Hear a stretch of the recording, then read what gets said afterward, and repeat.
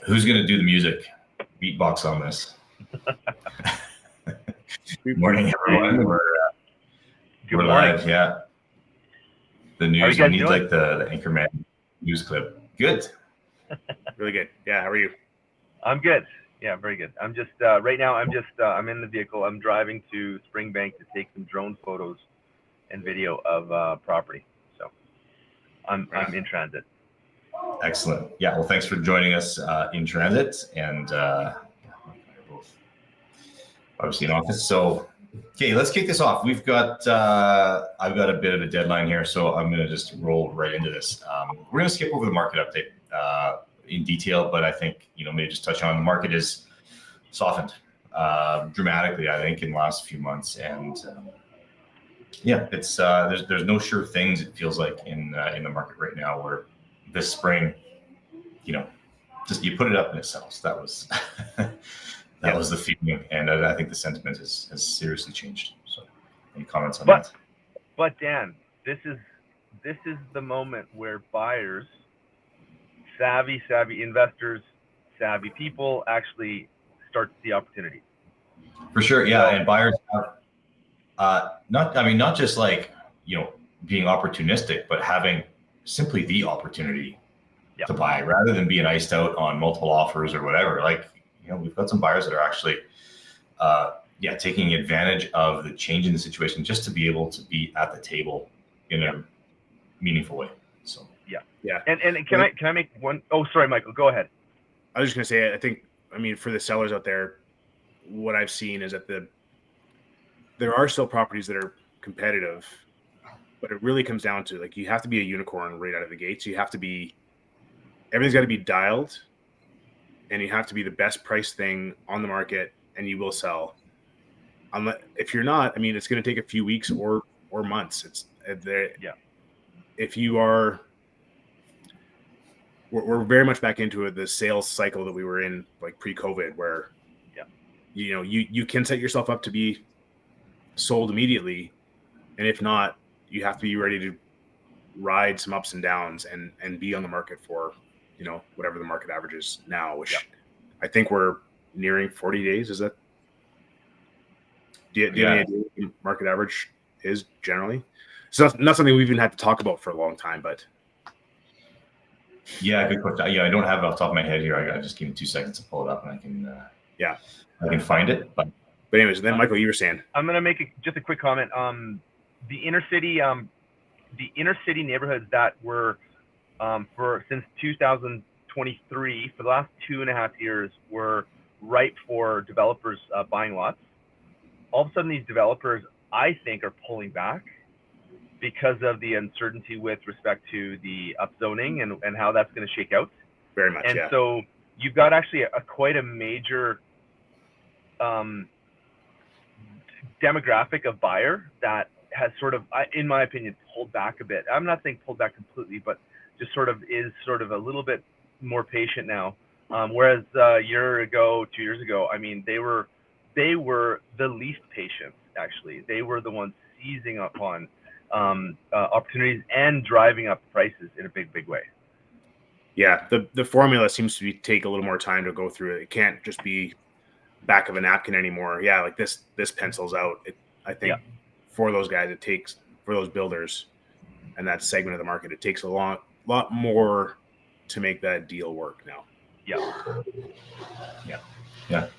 Just to come back into days on market, 2025 year to date, 36 days on market. Okay. Yeah. The month of November, 49 days is the average. So there it is. Yeah. So that's a big shift, right? Like you can see it's not just like a gradual movement. It's like things have changed, and this high days on market is dragging the average up. Yeah. So yeah. Okay. Enough numbers, right? That's boring. Yeah.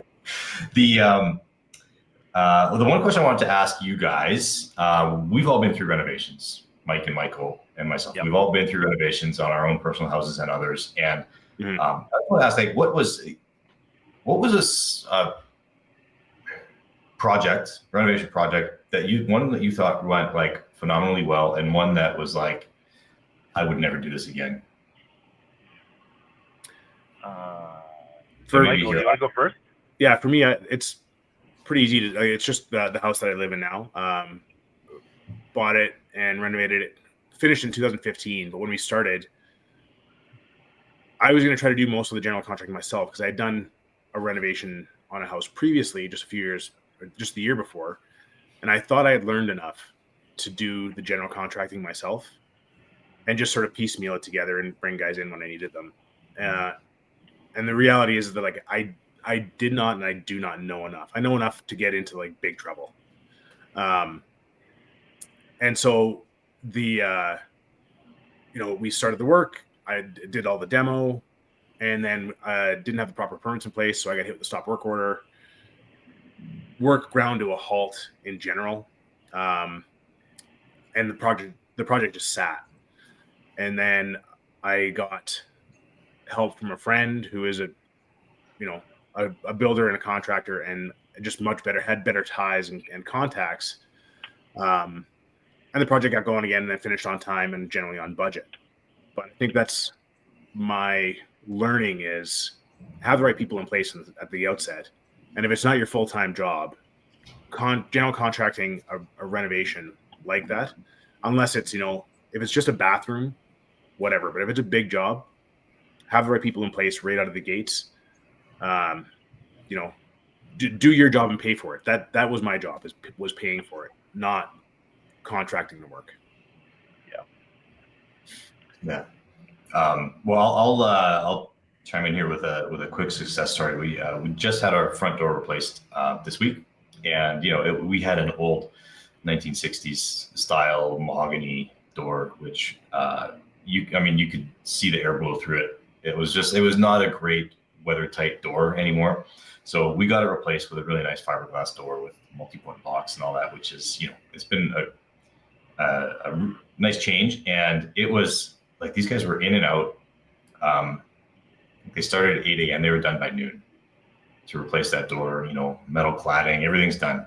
A little bit of work to do on the inside, just some drywall touch up. But it was that was something that was certainly worth paying for.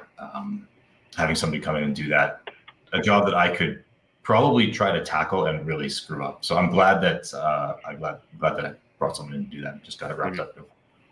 Yeah, that's good. For me, I've done our own renovations, Claire and I, in our basement as well as some other areas of our house. I think like we pulled back from doing a lot of renovations ourselves because they're time consuming, and things drag out, and you get satisfied with. I think our biggest problem is kind of the uncompleted project. Like, I think I may have ADHD, and all of a sudden you've got an unfinished deck, or you've got an unfinished this or that in the house, and that you're like, whatever, I'll get to it next month, and you push it off. And so so on one hand, doing it ourselves, we learned a ton, and that was one of the reasons why we did it ourselves, to cut some corners and costs, but to actually learn about doing a whole bunch of things. So that was a beautiful part. But yeah, the lingering, incomplete aspects of the renovation is so we're kind of our best and worst renovators. Yeah. Got it, 100%. I think that honestly, that's probably true for most people. That I think Mike, you said it well. Like as a homeowner, oftentimes your job is just to pay for it. Your job is not to manage the people that are managing the people. So yeah. And on just like another kind of trade that I've talked to and probably a lot of people have talked to at their doors is like companies like Vivint or even solar installers. Their business models are quite tricky, especially I'll talk about solar installers. And if anyone has any solar installers that are really good, who can give me the actual price of the installation as well as the materials, that would be amazing, because that's quite not what happens. Usually the installer, they've got a young sales rep who's a college student, university student, or whatever, comes in and asks for your utility bill, and you give it to them, and they do an analysis. They may come back the next day with a full analysis and a full proposal, but basically what they say is they will you will have this system that we will install paid off in 10 years based upon your usage. Your bill won't go up one bit, and they will do the any grant applications for you on your behalf. And so when it comes to, it sounds good, but when it comes to like, okay, what is the actual cost of the actual materials and the installation? They will not tell you. They will not give you a quote unless you give them your utility bills, and they will only base what it's going to cost based upon your cost, like that, your utility bills that they show you. And it's just, in my opinion, it's a very opaque, I don't want to call it a shell game, but it's like, they're not being transparent, and it's quite annoying. And so we've had to beat away a couple of these. And I think a lot of people, or there's a few people that fall for this. And I just think that the solar installation company that is just purely installing based upon their material costs and their labor costs, and just like, marking it up, at a fair rate, are going to be successful, in my opinion. And they're going to be more trustworthy. Do you guys know of any? Well, I was looking into this week because I was thinking about it myself, and maybe one thing to note about the reason that they're maybe hesitant to give you a quote without having your usage is because you're only allowed to build up to a certain amount of your, I think it's 105 or 100%, 10% of your average use. Yeah. So they're going to limit your system to that capacity. And I'm sure they're all assuming that you want as much solar as you can get. So maybe that's one of the things you need to discuss with them. But you can do most of the calculation. NMAX has a calculator on their website that'll give you what they think the project cost would be. Yeah. But I also know that many of the grants so the Canadian Green Homes loan is closed. That's done. Yes. That just ended in the last few months. September, I think, of this year it finished. September, October. And then there is a municipal incentive, but that is currently closed. It will open again in, I can't remember, maybe later this year or in 2026. And that's another loan, I think. It is not an interest-free loan. I think the rate that they quoted was, I think, 3.75%. And you can actually, I think, just have that added to your taxes, like to your tax bill, as a way to pay that back. So, in any case, there are still some options out there, but right now, you can't find anything to help you do it unless you want to pay out of pocket. Yeah. No, that's right. But yeah, the companies that I've experienced, they come to your door. They definitely want to come in and have a look under the hood and see what size of a system they can install. So they actually, the wisdom in that as well, and Dan, I don't want to take up too much of your time, but the wisdom in that is if you're thinking about putting in solar, turn all the lights on. Like meters, jack your usage way up so that when they come, you can build a larger system that then you can get into these solar clubs then that they trade the power at peak times and at low times for the best dollar. Yeah. So that if you're doing it properly, and if you have a big enough system, you can be getting paid. Okay. And it requires a bit of a behavior change in using as much of your systems during the day when you have solar, because what you're paying the most for on your bill is the transmission. Yeah. So when your solar panels are powering your house, use everything you can. Use your dishwasher and your washing machine and your stove. Cook during the day and reheat later. Whatever you can do. Yeah. So that at the end of the day, when your solar is not running and you are pulling from the system, you're paying less for the power and the transmission. Okay. Oh.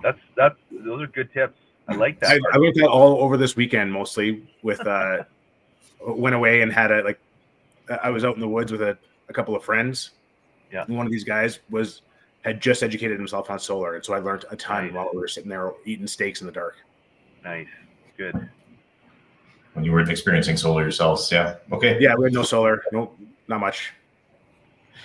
Guys, thanks very much. And I'm just gonna call it here. It's time for me to run. So Okay. I'm gonna wrap this up. Thanks, guys, and we'll do this again in a couple of weeks. Maybe that's gonna be our last one for the year, and perhaps a special Christmas episode. So Okay, short and sharp. Right on. See you guys. awesome, guys. Thanks. Talk soon. See ya. Bye.